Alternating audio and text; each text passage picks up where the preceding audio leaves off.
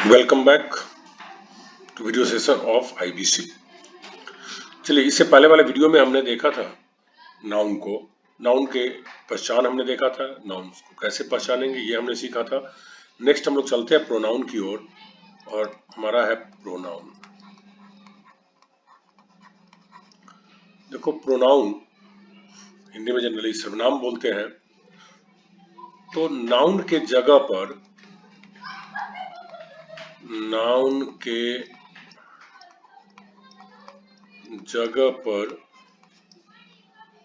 आने वाला वर्ड क्या होता है? प्रोनाउन। इसमें मैं डेफिनेशन पे ज्यादा नहीं जोर दे रहा हूं, इसलिए कि बचपन से आप डेफिनेशन रटते आए हैं। जो मेन चीज है उस पर फोकस करना है। क्या होता है pronoun? A pronoun is a word which is used in place of a noun. तो हम क्या देखते हैं कि नाउन के जगह पर जिस शब्द का प्रयोग करते हैं वह कहलाता है प्रोनाउन। अब देखो, जैसे हम कहते हैं Ram is happy, he is a good boy. हम क्या देख रहे हैं यहाँ? राम के बारे में बात कर रहे हैं। राम क्या है? नाउन है। और नेक्स्ट सेंटेंस में हमने यहाँ यूज कर लिया ही, तो ही क्या हो गया? प्रोनाउन। तो नाउन के जगह पर जो वर्ड आता है दैट इज कॉल्ड प्रोनाउन। तो नाउन के जगह पर आता है, और इसको अगर दूसरे शब्दों में कहे तो नाउन का इक्विवेलेंट होता है क्या? प्रोनाउन। इक्विवेलेंट का मतलब क्या होता है? समतुल्य। समतुल्य का मतलब क्या होता है? बराबरी का।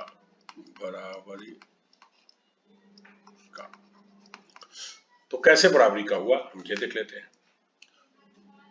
राम सिंगुलर है, ही भी सिंगुलर है। राम से मैस्कुलिन का बोध होता है, ही से भी मैस्कुलिन का बोध होता है। पर्सन्स में अगर हम देखेंगे, आगे अभी हम बताएंगे आपको, पर्सन्स थर्ड पर्सन होता है तो ही भी थर्ड पर्सन होता है। तो इस तरह से हमने देखा कि नाउन का जो इक्विवेलेंट होता है, नाउन का जो बराबरी का होता है, वो क्या होता है? प्रोनाउन। तो हमें प्रोनाउंस के बारे में जानना चाहिए कि कौन कौन सा होता है प्रोनाउंस।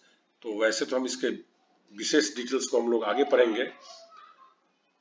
अभी हम लोग मुख्य रूप से पर्सन्स के कैटेगरी में जिन प्रोनाउंस का हम लोग अध्ययन करते हैं उसके ऊपर एक बार हम लोग फोकस करते हैं। तो देखते हैं, पर्सन्स पे हम लोग पहले ध्यान देते हैं और फिर उसके बाद और चर्चा करेंगे इसके बारे में। पर्सन्स तीन प्रकार का होता है, first, second and third person.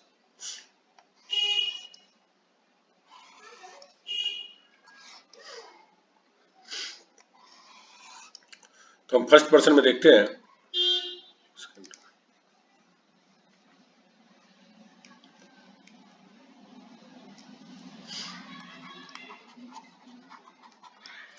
बचपन से आप पढ़ते आ रहे हैं, इसमें कोई दिक्कत नहीं होगी किसी को, I know, but just for the revision purpose I do it. तो आप देखो, I, we, you, he, she, it, और कोई एक नाम, सिंगुलर नाम जो भी होगा वो सब के सब इसी में आएगा।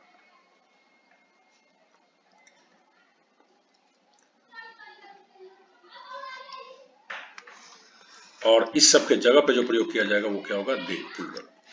तो आप अगर ज्यादा प्रोनाउंस में आप याद नहीं कर सकते तो कम से कम इतना तो आप याद ही कर लीजिए, I, we, you, he, she, it, they, ये सब के सब प्रोनाउंस हैं।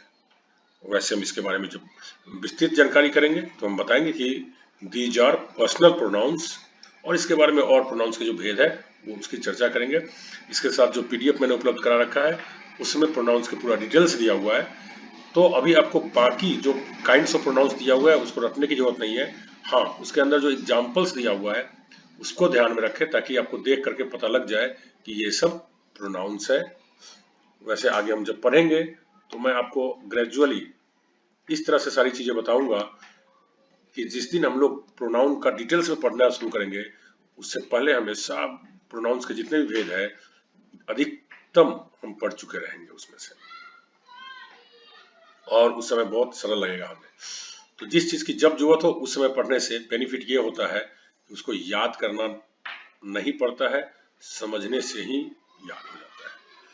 तो हमने ये देख लिया कि प्रोनाउन का परिभाषा क्या होता है, मुख्य रूप से प्रोनाउंस के एग्जाम्पल्स हमने देख लिए, और हमने ये देख लिए कि प्रोनाउन जो होता है वो नाउन का इक्विवेलेंट होता है, नाउन के जगह पे प्रयोग किया जाता है।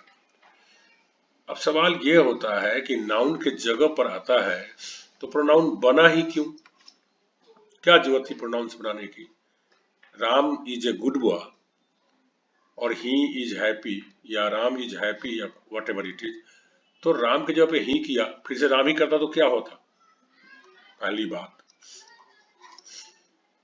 एक रिपीट होने से जो लैंग्वेज की ब्यूटी होती है वो खत्म होती है, लैंग्वेज की ब्यूटी खत्म होती है, मतलब सुंदरता खत्म हो जाती है, पहली बात। दूसरी बात कि यह टाइम स्पेस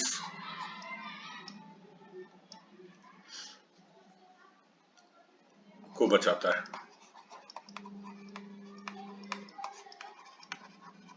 कैसे, मैं आपको बोलता हूं, अगर कोई लिखा है, एक मान लो कि प्रोनाउन नहीं होता, प्रोनाउन नहीं होता तो सेंटेंस अगर लिखना है राम कम्स हियर, राम यहाँ आता है, तो फिर लिखते राम रीड्स हियर, राम यहाँ पढ़ता है। चलो कोई नहीं, देखने में सुंदर नहीं लग रहा है, फिर भी लिख दिया, ठीक है। लेकिन अगर यहाँ पर हमारा सब्जेक्ट बड़ा हो, जैसे हम लिखते हैं Ram Mohan Sohan and dear other friends come here. अब जरा बताओ मुझे कि ये यहां से लेकर यहां तक सब्जेक्ट हुआ, अगर प्रोनाउन नहीं होता तो हम आगे जितनी बार इसकी चर्चा करते तो यही लिखना पड़ता। तो आप समझ सकते हो कि कितना टाइम लगता लिखने में, कितना जगह लेता, और शायद भाषा लिखना संभव ही नहीं होता। अभी क्या है, इस सब के जगह पे एक वर्ड आ गया, they are good friends, they are good friends. तो आप देखो यहां इतने सारे शब्दों के लिए एक शब्द आ गया है? आप बताइए, तो इससे भाषा की सुंदरता तो बढ़ी बढ़ी, और भाषा भी लिखना संभव हो सका, भाषा बन पाया। तो शायद अगर प्रोनाउन नहीं होता तो भाषा बन ही नहीं पाती। तो प्रोनाउन का किसी भाषा में बहुत इंपॉर्टेंस है। जहां तक प्रोनाउंस की पहचान करने की बात है, तो आप इसके पहचान करने का एक ही टेक्निक है कि यू शुड रिमेम्बर, और मोटे तौर पे आप रिमेम्बर कर लेंगे I we you he she it they this that these those, ठीक है। दिस दैट दीज दोज ये प्रोनाउन भी है और एडजेक्टिव्स भी है। तो हम लोग जैसे जैसे समझेंगे आगे अपने आप याद हो जाएगा। आई होप कि आप सब लोग एटलीस्ट जो पर्सन्स के अंदर हमने प्रोनाउंस बताया वो तो याद हो गए होंगे, बाकी हम आगे पढ़ते वक्त देख लेंगे। तो इस तरह से आपको प्रोनाउंस समझ में आ गया। प्रोनाउंस का डेफिनेशन क्या होता है, pronoun is a word which is used in place of a noun, that's okay. Now pronouns जो होते हैं वो क्या होता है, नाउन्स का इक्विवेलेंट होता है। इक्विवेलेंट का मतलब क्या होता है, समतुल्य, बराबरी का, ठीक है। प्रोनाउंस से क्या क्या फायदे होते हैं, एक तो टाइम बचाता है, जगह बचाता है, मेहनत बचाता है, भाषा की सुंदरता को बनाए रखता है। नेक्स्ट हम लोग अब चलते हैं थर्ड पार्ट्स ऑफ स्पीच की तरफ, दैट इज एडजेक्टिव।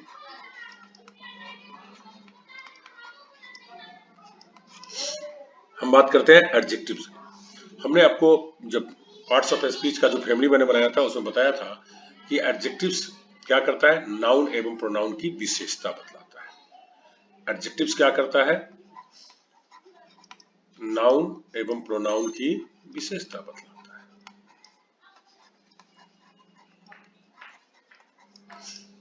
देखते हैं जैसे he is a good boy, he is a good boy, तो बॉय क्या है, नाउन है, और बॉय से पहले गुड आ गया तो ये क्या हो गया, एडजेक्टिव। ठीक है, और अब कहते हैं Ram is happy, Ram is happy, तो यहाँ राम नाउन है, इसके बाद आकर हैप्पी, इसको क्या किया, एडजेक्टिव हो गया। ये राम के बारे में कह रहा है कि वह खुश है। हम जब डिटेल्स में एडजेक्टिव्स को पढ़ेंगे तब हम देखेंगे कि एट्रीब्यूटिव एडजेक्टिव्स क्या होता है, प्रेडिकेटिव एडजेक्टिव्स क्या होता है।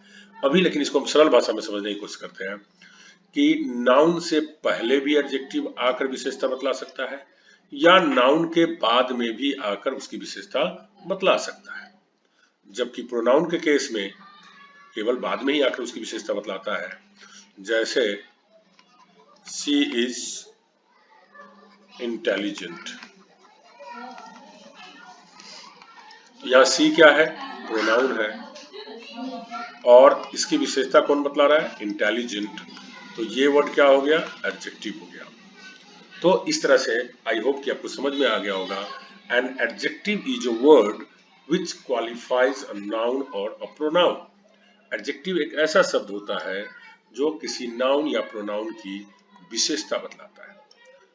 ठीक है, नाउन की विशेषता बतलाने के लिए वो किसी नाउन से ठीक पहले आकर उसकी विशेषता बतला सकता है या उसके बाद में भी आकर के उसकी विशेषता बतला सकता है, जबकि प्रोनाउन के केस में उसके जनरली उसके बाद में ही आकर उसका विशेषता बतलाता है। ठीक है, तो आई होप कि ये दो बातें बहुत सरल है, आपको समझ में आ गई होगी।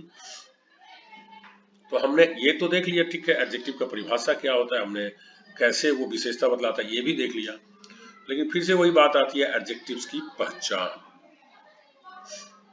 हम जितने भी पार्ट्स ऑफ स्पीच पढ़ रहे हैं उसमें हम एक चीज पे बहुत ज्यादा फोकस कर रहे हैं, बार बार मैं बोल रहा हूँ कि उसकी पहचान इंपॉर्टेंट होता है, क्योंकि जब आप पहचान करते होंगे तभी आप उसका सही यूज कर पाएंगे, तभी उसको आप एरर्स में डिटेक्ट कर पाएंगे और एरर्स बना पाएंगे।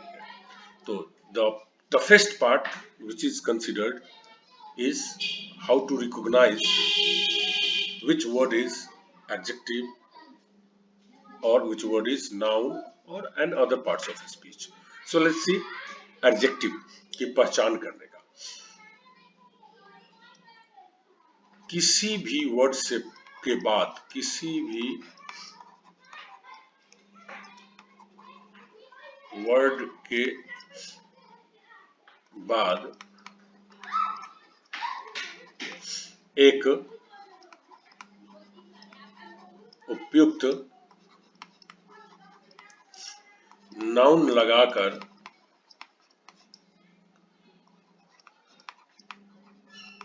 उसका अर्थ लगाना चाहिए।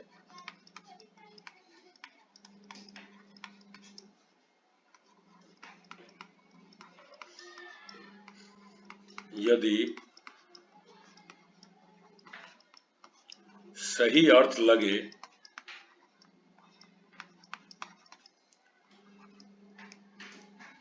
तो वह वर्ड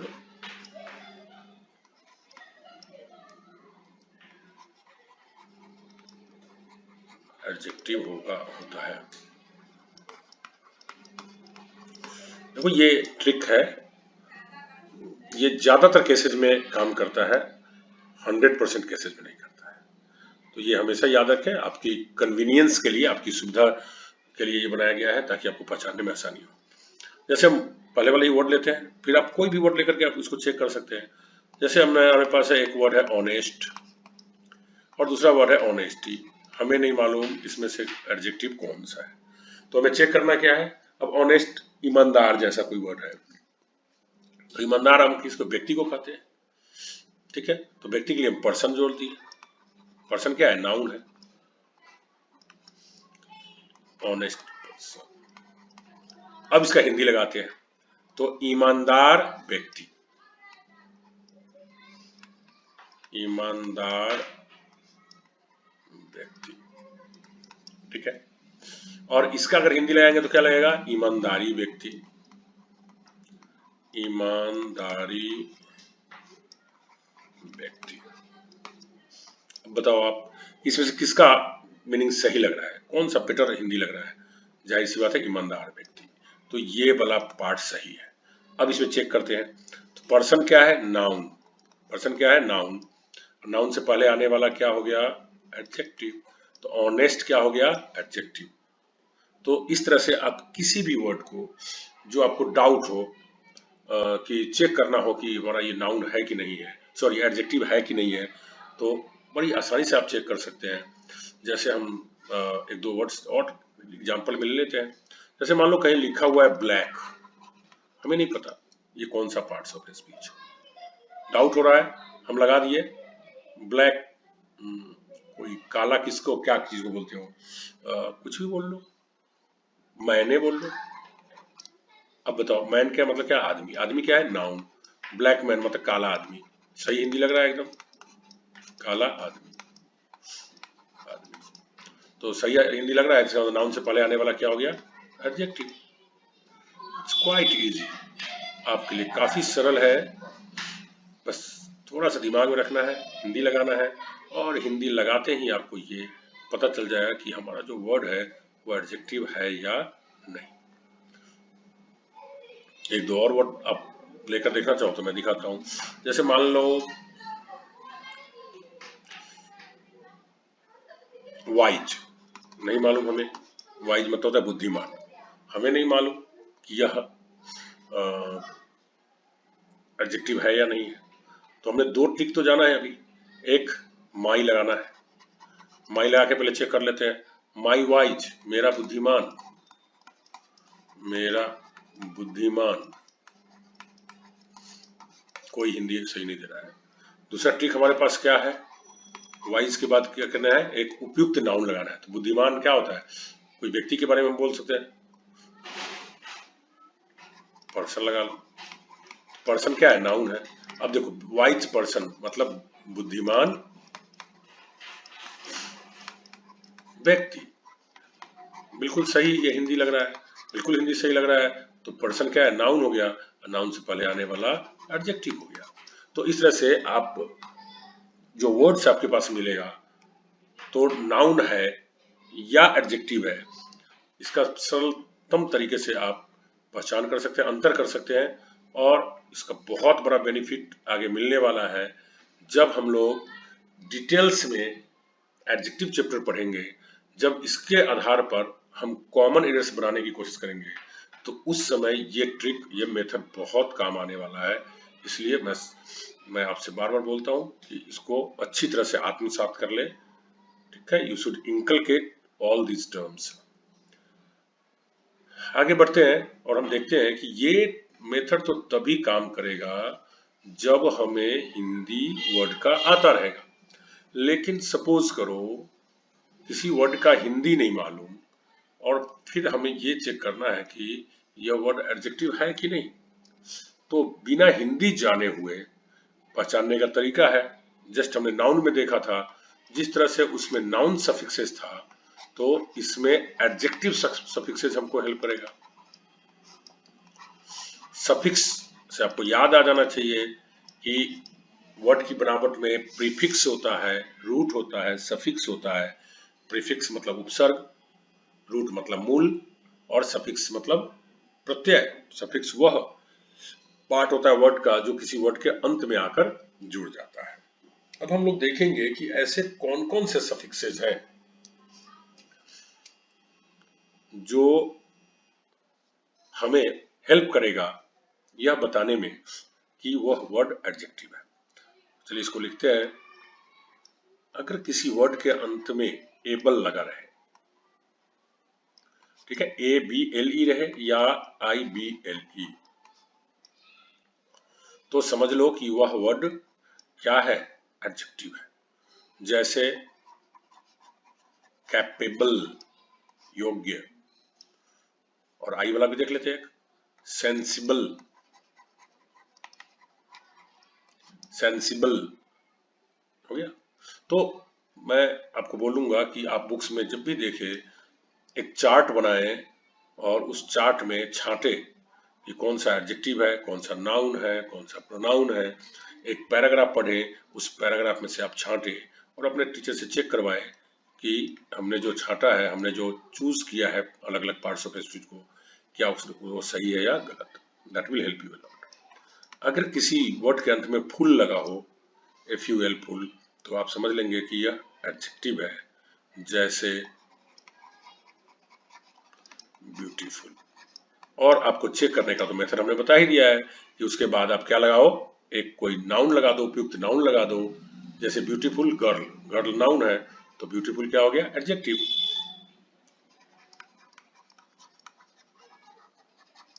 वंडरफुल। चलिए, आपको ये समझ में आ रहा हो कि डैश क्यों देते हैं। डैश इसलिए देते हैं ताकि यह जाकर के किसी वर्ड में जुड़ेगा लास्ट में। इस तरह से IC, जब IC लगा रहता है तो भी वह एडजेक्टिव होता है। जैसे इकोनॉमिक, इकोनॉमिक, ठीक है, तो ये क्या हो गया, एडजेक्टिव। टेक्निक,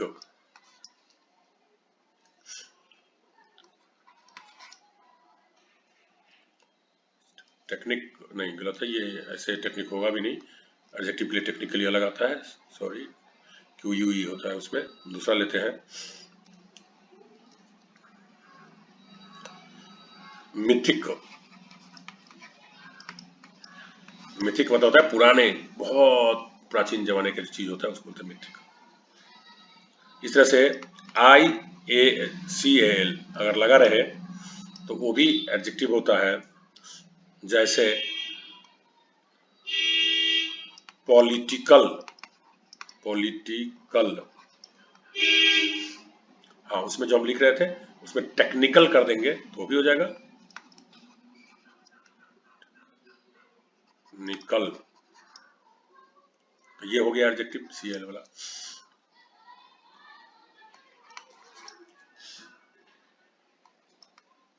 IOUS या OUS रहे तो ये भी एडजेक्टिव होता है। जैसे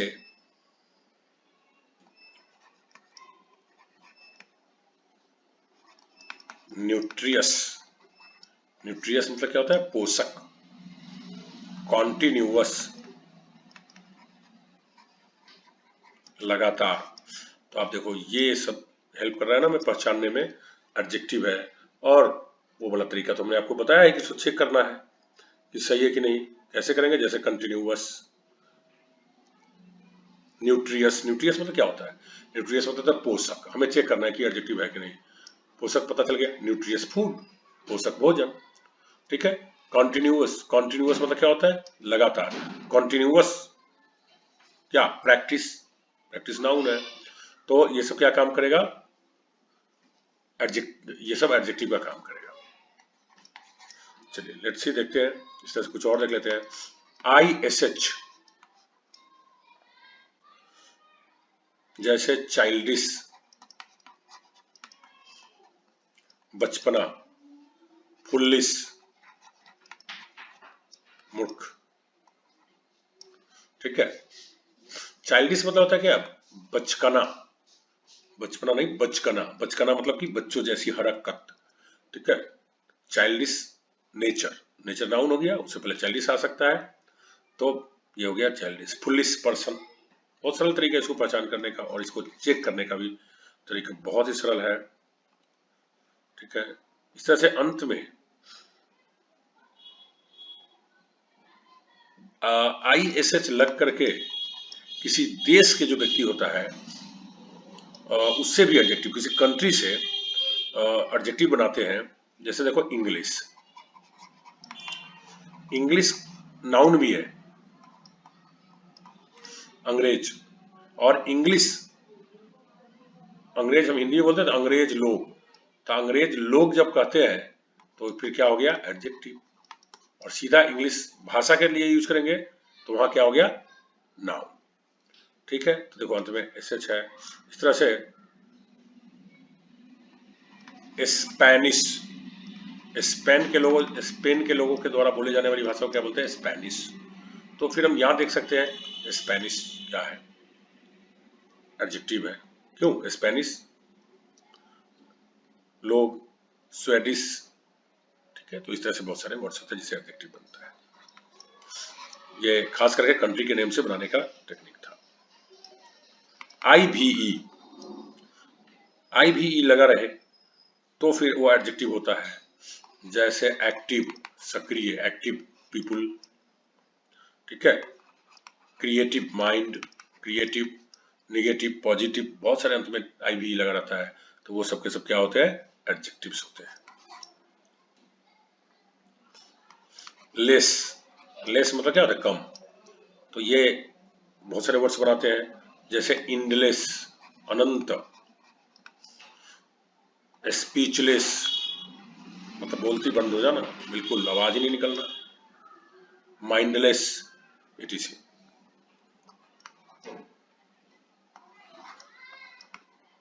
केवल वाई लगा हुआ भी एडजेक्टिव आपको मिलेगा, जैसे स्लीपी।